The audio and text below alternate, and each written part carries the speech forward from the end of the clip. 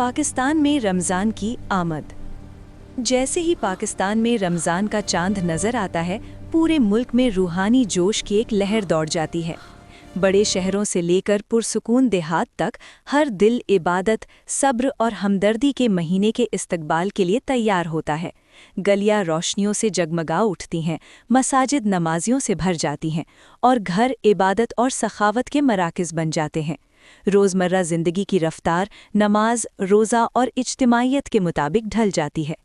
कराची में रमज़ान की रातें ज़िंदगी से भरपूर होती हैं।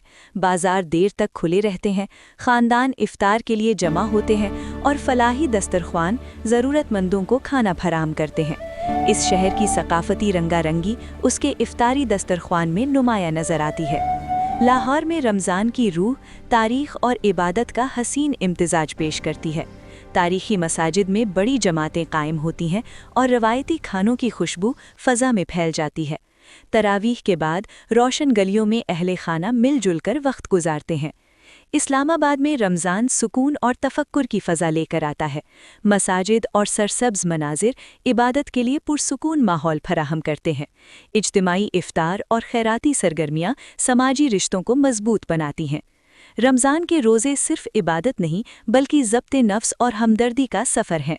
पूरे पाकिस्तान में लोग सहरी से दिन का आगाज़ करते हैं और गुरूब आफ़ताब पर शुक्र के साथ रोज़ा इफ़्तार करते हैं। ये महीना सखावत, सब्र और इत्तेहाद को फ़रोग़ देता है। जूं रमज़ान गुज़रता है, इसकी रूहानी रोशनी दिलों में मज़ीद गहरी होती जाती है।